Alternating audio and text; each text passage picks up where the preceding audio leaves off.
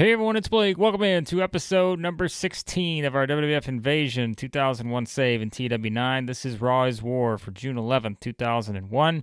Just as a note, I know it's been a little bit since we did our previous episode. If you're watching this series after the fact, then just know that we did take a bit of a break between this and the previous episode, which has happened multiple times in the series. You guys know how it goes, and I apologize for that. But again, it's a hobby, and sometimes there's just real life gets in the way and all that good stuff. But I tried to go back and make sure I had every little tiny storyline detail in place from the episodes before. There may be some that get lost to time, but I think we're pretty close, at least. But that's what happens when you kind of, again, take a break and you just forget some things. I try to write everything down. It doesn't always happen. But, yeah, so I just want to note that here up front. But it's a big addition to the show because we've got a big main event that we'll talk about here in just a second. But we are starting with the pre-show. I think it's the first time we've done that. Usually I just book shows and I'm on my way in terms of the main show.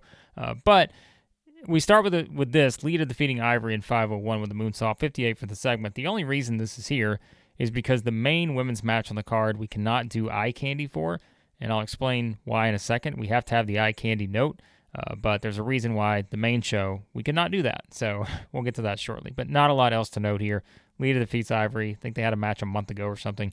So we try not to do a lot of rematches, but yeah, that's one we're going to have. So, all right, we start the main card here, and a big way to start, because who else? Vince McMahon, Stone Cold Steve Austin, and Kurt Angle. Currently the WWF champion, the Intercontinental champion, and the WWF Tag Team champions. Austin and Angle hold all the top belts in the WWF, and they're waiting for WCW to arrive because we know our main event, a high-stakes main event. The Undertaker and Kane are going to team up to take on Booker T and DDP. Shane McMahon said he threw down the challenge to face the best that the WWF had to offer. Vince McMahon manipulated that to put the Undertaker and Kane in this position instead of Austin and Angle. And what's at stake? If Taker and Kane win, then they will get their shot at Austin and Angle for the titles. If they lose, Vince McMahon has vowed that he will fire one of them after the match. So a lot at stake tonight in this big one. And so you've got these three out here waiting for WCW to arrive. However, it's the Undertaker and Kane who make their way in. And that's when you get Austin and Angle sort of mocking these two, talking about how one of them's going to be fired. And Angle just keeps saying, fired, fired, fired. And Angle just mocking these two. And, of course, Taker comes up in Angle's face, and Austin's trying to get between them. He's talking junk. And so Austin and Angle feeling pretty confident about themselves right now, knowing that Vince McMahon put the stipulation in that Taker and Kane could not touch them. That was written into kind of some kind of legal document that Vince introduced on last week's SmackDown. And so, of course, Vince said that doesn't mean Austin and Angle can't do anything to those two. So it's kind of the way we're using the power trip is in full effect here for these guys. And so Taker and Kane are here, and we're kind of setting up the idea that this could be it for one of these two, depending on what happens in tonight's main event. So 92 here for this segment, and we're going to jump into our first match, which we advertised last week. Well, how long ago now on the actual time between videos, but in the actual save, it was only a week ago. It's Hardcore Holly gets the win over Crash Holly. This is one we've been building up to basically since the start of our save. They had the miscommunication as partners and all that. But yeah, Hardcore Holly gets the win, underhanded tactics to do it, and that's kind of, let's call it, it's kind of your blow off here for this one. We were going to get to this eventually, and again, this is just kind of where we slotted it here on Raw. So, Hardcore gets the win. We'll have some follow-up here, but yeah, both these guys, I think, based on our plans, are going to move in different directions for what I have in store for them. So 48 for this one, not a lot of expectations, so I'm not really upset with this at all. All right, now we get a funny little segment here, because Kurt Angle's in. Of course it's going to be funny. But if we remember, and again, you may not, because it's been a while, I'll do a quick refresh if you're watching this, and you're not going back and watching the previous episodes. But Kurt Angle and Eddie Guerrero teamed up to take on the Hardy Boys last week, and it was the Hardys winning by countout after Eddie just walked out on the match. And so Eddie's like, I'm saving myself for the King of the Ring, because we know Eddie's going to take on Chris Jericho. That's coming up on SmackDown in one of our King of the Ring quarterfinals. So Eddie's just he's tapped out. He's like, I'm not finishing the match. So Angle, they lose, and Angle's looking around going, what the hell are you doing, Eddie? And so Angle confronts Eddie here in the back, and we get a 79. Again, Eddie's still performing poorly, penalized due to the personal issues. It is what it is, but we're not going to not use Eddie. So we keep using him in these spots. But Angle asks Eddie about getting counted out, and Kurt goes, what the hell was that? Why are you getting counted out in a tag team match? You've put a loss on my record. And Eddie just says, Kurt, I've told you before, I can't count. And Angle's like, what are you talking about? You can't count. And Eddie's like, I can't count. 1, 4, 7. I didn't know that the referee had gotten to 10. I had no idea. And so he says, just miscommunication on my part. I thought the referee was at 5. Apparently he was at 10. And Angle's just like, well, yeah, I guess 1, 2. I guess I can understand. But we can't put another loss on my record. I am the king of the ring, and I have to defend my King of the Ring crown. Now, you know, Eddie, if I win and you win, then we're going to face each other in the quarterfinals. And so, Angle says, I'll go ahead and tell you right now, that count's going to be 1, 2, 3 if that happens. And so, these two just kind of going back and forth, right? Angle's playing up the comedy. Eddie just trying to pull one over on Kurt, saying he can't count. And of course, Angle is naive enough to believe him. And so that's kind of your story here, and they both talk about their hatred for Chris Jericho, and so that's kind of the way we're playing it up. Again, kind of knowing the way this thing is headed, perhaps. So 79 here for this one. This will play into some other stuff we have to come on this show. All right. Now, as we do that, so Angle has talked to Eddie. Eddie starts to walk off, and here comes Edge. And so we've got kind of the way this is playing up with Edge and Christian now. And so Edge is asking Kurt Angle why he accidentally hit him. Well, this is part of the story where, again, we know Edge is about to face Rikishi in the King of the Ring quarterfinals. Christian's going to face Matt Hardy. And so Edge is asking Angle what that was all about because Angle accidentally hit Edge in the main event last week, which saw The Undertaker and Kane defeat Edge and Christian on SmackDown. And so Edge is a little pissed off here. And he's like, Kurt, what's going on? You cost us the match. You cost us a loss on our record. And Angle goes, I just told Eddie Guerrero the same thing. We're both in the same page here. I didn't mean to do it. It was a complete accident, Kurt says. I didn't mean to hit you, Edge. We're friends. We're brothers. And so these two kind of going back and forth too. So we've got kind of all the heels just sort of, all perhaps, again, friends, but yet they've got their own motivations here.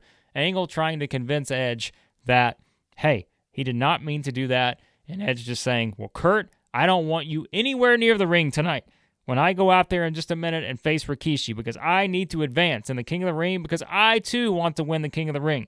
And I know, Kurt, we've talked about it. You're the reigning King of the Ring. But we all have a chance to become the King of the Ring. And maybe after you hit me on SmackDown, I have a little bit more motivation here. And so Angle's getting a little bit pissed off at this. And Edge gets ready to head to the ring, and Christian's just there shaking his head. So that's how we set this up. Heading into Edge and Rikishi in the King of the Ring quarterfinals. Our first one here. Who is going to advance to the King of the Ring semis? We'll find out in just a minute. But before we get there, it is Jazz and Trish Stratus going one-on-one as Trish gets the win over Jazz after Jazz gets disqualified, going into the attacking rage. So we had kind of the same setup with Jazz and Lita. And so we're going to do the kind of similar theme here with Trish. Again, we did do storytelling as the note. Still 51. It's pretty good. Trish, 53 on the performance. Jazz at a 30. I've said, remember, the issue we have with Jazz is that we're introducing her, but she's so far behind popularity-wise that we have to work around some of this stuff. And whether I'm going to be able to pull this off or not, we'll see. I think I have an idea to make it work, but we're going to take a little bit to get there. So that's kind of your story here. And then after the match is where the big part happens. Chyna comes out. She brawls with Jazz. Officials trying to get between them. So Jazz basically after the match, she's done the rage DQ or whatever. She's taking out Trish. Here comes Chyna. And so Chyna and Jazz brawl. You probably know where this is headed to. So yeah, that's kind of our setup coming out of this 44. We did cool the crowd a little bit here, but like I said, Chyna's got the impact of the personal issues. Jazz, not very over. Not a great combination, but we have to kind of, this is a means to an end to get to where we need to go. So that's how it works. But all right, now we're going to get into the match here with Edge and Rikishi. So we have kind of an angle that I like to use to kind of, showcase what happens in the match. The Big Show has returned. Last time we saw Show, he was slapped in the face by Vince McMahon. Because remember, Vince has continued to bring up this whole favor that Show owed him, and Vince has called on that favor multiple times, and he's continued to hang something over Big Show's head that he had to do this or else. And so, Big Show makes his return here. We've not seen him since he was slapped in the face by Vince. I think that was either a week or two ago. But Show is back, and what happens? He interferes in this match between Edge and Rikishi. And so Show comes out, he gets a choke slam on Rikishi on the exposed floor here. So we're kind of using, that to where add a little bit more impact. So Show hits a choke slam on Rikishi. The referee is occupied with Edge and Christian's shenanigans, of course. And so Show does that, 62 here for this one. And wow, I was not expecting an 82, but I will gladly take it for the segment rating here. Great chemistry between Edge and Rikishi. Another one I kind of could not have expected. But man, 85 for Edge on the in-ring performance here, and 82, this is way over-delivered, in my opinion. But it is Edge getting the win over Rikishi in 7:44 with the implant DDT following a little interference from Christian. So we know we had Big Show get involved, but we're also kind of playing up some shenanigans from Christian. We can't put all this in terms of the angles. Of course, Too Cool's out there, Scotty Too Hotty, Grandmaster Sexay, but it's just chaos, right? It's the Attitude Era. There's people everywhere fighting all over the place, but the bigger story is that Edge is able to get the win here on Rikishi. But the Big Show's involvement, perhaps the most surprising development here after Show was clearly pissed off getting slapped in the face by Vince McMahon, but yet he comes out to help Edge, who has not really been tied to them at all. So we'll see what that means moving forward, but very excited about this one. Edge gets the win, and now, we'll talk about in a second, Edge is advanced to the semifinals to face the winner of another match that we have coming up here in just a few. So 82 for this one. Very pleased with this King of the Ring quarterfinal match. All right, now we go to the back. Stone Cold Steve Austin walks into the locker room, and he walks into Vince's locker room office, and he hears Vince McMahon on his phone, and we can tell that Vince is just very sort of unlike Vince here, where he's almost sounding apologetic. And Vince is just saying, look, let's just talk. We can sort through this. I think we need to just meet in person and let's talk and try to see if we can get past this, okay? I've told you that I apologize, and I just think we need to talk. Please, just give me that opportunity. And so Vince is in here, and Stone Cold Steve Austin storms in as he hears this, and he grabs Vince McMahon's phone, and Austin throws it against the wall. So we get a 92 for this one. And Austin just says, Vince, I know who you're talking to. I know who you're trying to call, Eric Bischoff. And Austin just says, what did I tell you last week? When you're in here, I want to call Eric Bischoff. I want to call Eric Bischoff. And I said, I don't think so. Because we are not bringing Eric Bischoff back into this locker room. We're not bringing him back into the WWF. I don't care if Shane McMahon or whoever else was responsible for the security breach. I don't care that we accidentally pinned it on Eric Bischoff. That stunner felt great, and I'll give him another one if he walks back in the door. But you're not bringing him back to the WWF. So Austin just goes off on Vince here because, again, Vince on SmackDown was asking Austin and Angle if he could call Eric, and Austin just told him, hell no. And meanwhile, Angle's over there as Austin walks away saying, Vince, maybe give him a call. And so we're kind of playing that up. Austin wants nothing to do with Eric Bischoff, even though Bischoff was proven innocent here. Austin wants no apology. He wants nothing to do with him. Meanwhile, Vince is still trying to maybe get Eric Bischoff on the same page to work together again. But we tell what Austin stands on that. And Vince is just kind of there. And Austin just says, I don't want to see you pick up that phone one more time. So Austin says, we got other things to deal with tonight. Apparently, you've already talked to the Big Show, But let's start talking about this main event because everything's on the line for us here in the WWF. So Austin just kind of taking over as the leader here, and Vince not really backing down in terms of his desire to call Eric Bischoff. 92 here for this one. All right, the boys are back. The group that we all have grown to love. Edge celebrates with Kurt Angle and Christian in the back, and here comes Rhino. So Rhino's going to join on this one, and Edge and, Christian just says, good to see you. Good to see you, Rhino. Haven't seen you here since last week. And Angle just says, look at this. All the guys together. Team Wreck. We're all back, Angle says. Edge, you've advanced in the King of the Ring. Christian, you're going to advance in the King of the Ring. And, well, Rhino, you're not in the King of the Ring because you lost to Chris Jericho. And then Rhino kind of gives Angle a stare, and he's like, okay, I'm sorry. But Angle says, let's all put any accidents behind us. Edge, you've advanced. Let's all move on now. Let's get to focusing on what's at stake here, and that is the King of the Ring. Which of you guys are going to meet me in the finals of the King of the Ring so I can be a 2-time WWF King of the Ring winner? And Edge and Christian just kind of give him a look, and Angle's like, I'm just joking, guys. I'm just messing with you. So they all basically motivate Christian here, and as they're doing that, Edge just says, but Kurt, what the hell was that with the Big Show? What's he doing out here? The last time I saw Big Show, he got slapped right in the face by Vince McMahon. And as Edge is saying that, here comes the Big Show, walking past them, and they all just kind of stand back and give Big Show a stare, and they all just kind of look around as though they weren't talking about him, and Show just continues to walk down the hall here. So, very interesting development, and now let's see, can Team Wreck make it 2 for 2 here in the semifinals? Christian versus Matt Hardy, 70 for this one. And they cannot, because what happens now? 71 for this one. I'll take that for the match for sure. Matt Hardy defeats Christian by pinfall with a twist of fate after botched interference from Edge. So now we've come full circle here. Whereas Angle accidentally hit Edge last week, Edge has accidentally hit Christian. And Christian, meanwhile, was playing a part in successfully helping Edge advance. So now we've got a bit of a triangle of madness here when it comes to perhaps what these three are going to think about each other after this particular show. But Matt Hardy is going to get the win over Christian to advance to the King of the Ring semifinals, and now we know that one of our matches is going to be set for the King of the Ring pay-per-view.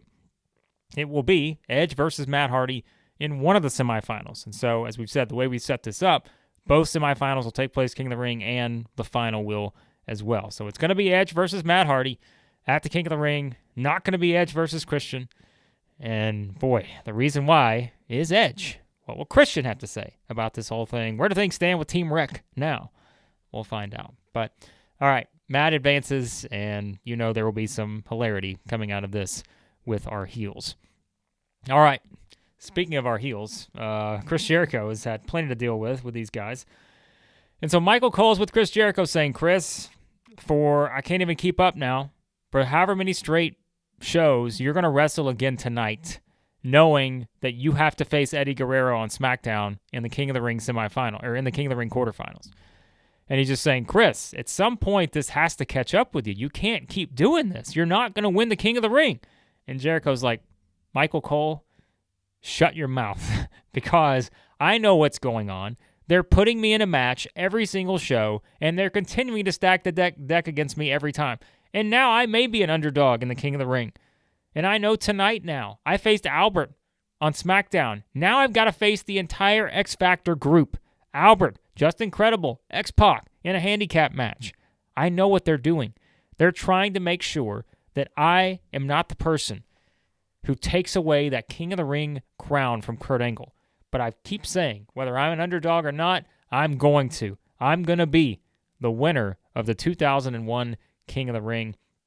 So Jericho, we're pushing the idea that Regal as commissioner puts him in a match on every show. They're trying to wear down Jericho. They tried to do it with the Rhino thing. It didn't work. Now they're going to see if they can pull it off here tonight in a 1-on-3 match against X Factor. So 67 here for this one, and we're going to get to that handicap match. And a 70, our matches have delivered on this show. I've been very pleased. It is Chris Jericho getting the win over X Factor, but we're not just having him squash this entire group. it's going to be disqualification, right? So the referee eventually loses hand here. All these guys come in, and he has to throw the match out. So kind of your old school finish on this one, but I don't want Jericho beating all three of these guys. So a little bit different with Kane beating right to censor. This is a little bit different. I value X Factor a little bit more. So Jericho gets the win, technically, in this one. And, of course, he is the best performer of the group, 76. But X-Pac at 63, not bad. But like I said, I'll take this for the segment rating on that. But the bigger story is what happens after. And, boy, this did not do as well because just incredible, very underwhelming here, 59 for this one. Eddie Guerrero comes out because, of course, he does. He wants to get in a couple shots on Jericho before their match on SmackDown. So Eddie comes out, and we basically got a 1-on-4, right? Jericho versus X Factor and Eddie Guerrero. But here come the Dudley Boys. As it's Bubba Ray, Devon, and Spike, they all make their way out. So we've kind of got that to even the numbers there with the Dudleys coming out. And remember, the Dudleys have been on a mission to get their match with Stone Cold Steve Austin and Kurt Angle. So they've kind of been tied into some of this stuff with Jericho, whereas, they've just, kind of been on the same side. And so that's how we're playing it up here.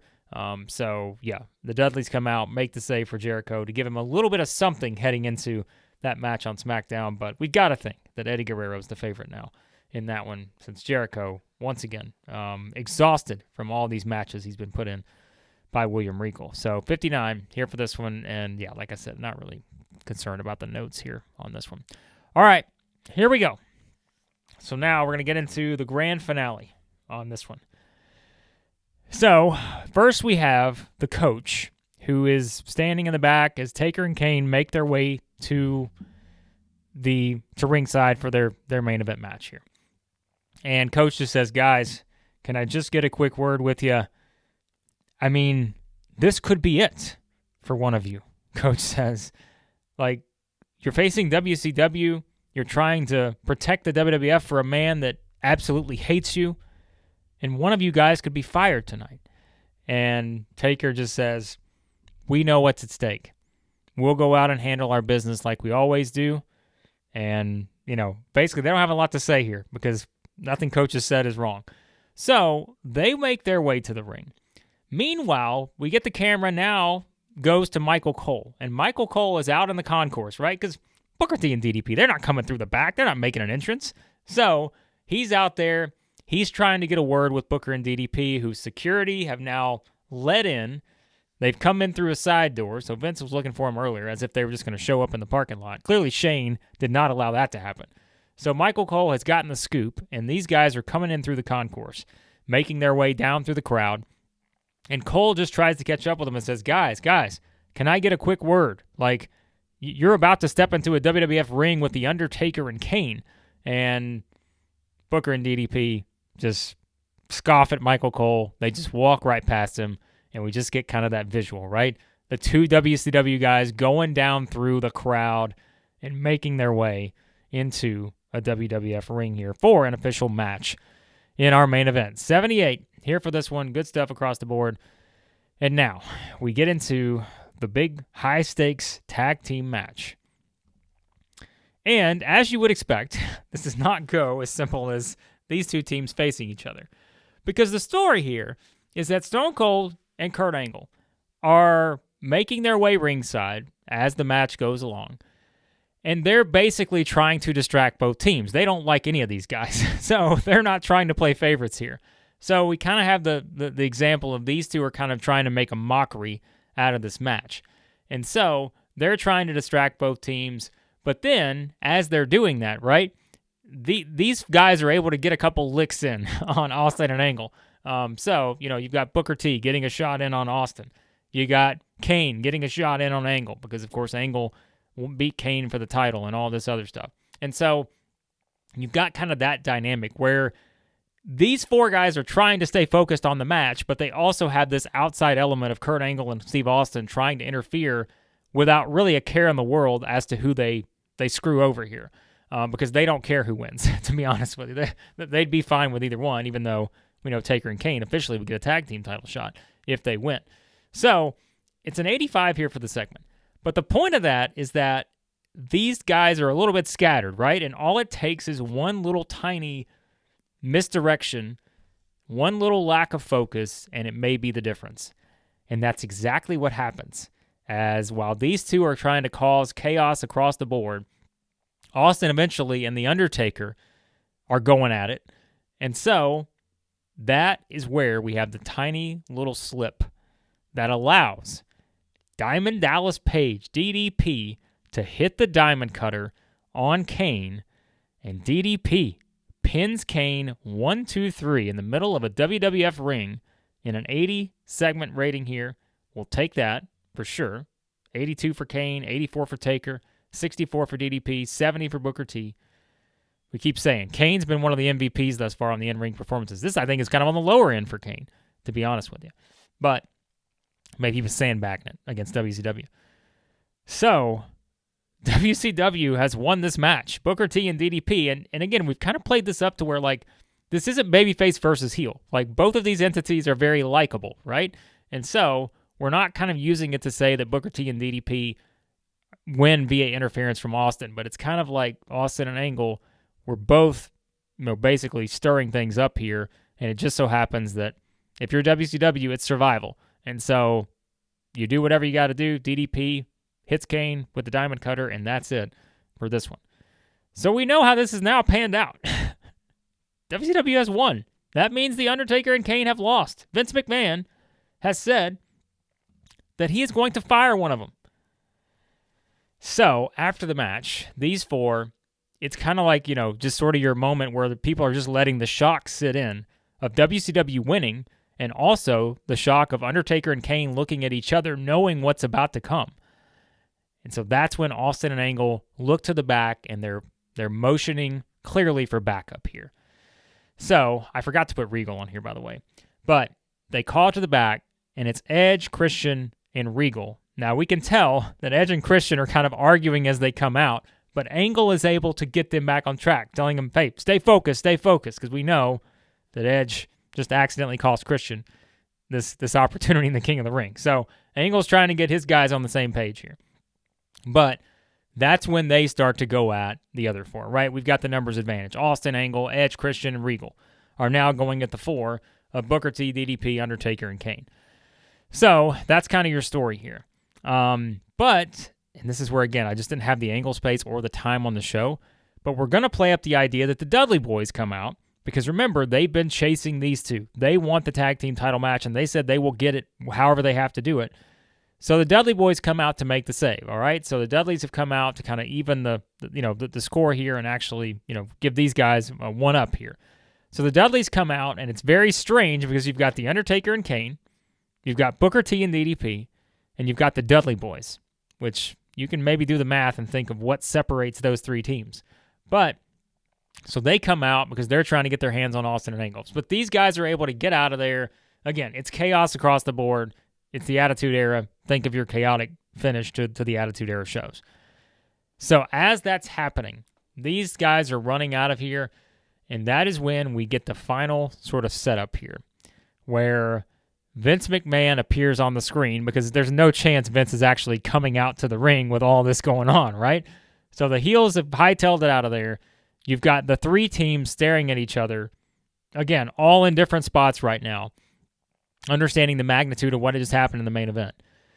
And then Vince McMahon appears on the screen and he says, all right, gentlemen, Undertaker, you want to talk about Judgment Day. You kept telling us Judgment Day was coming for us. Well, what do you know? June 11th, 2001, Judgment Day has come for The Undertaker and Kane.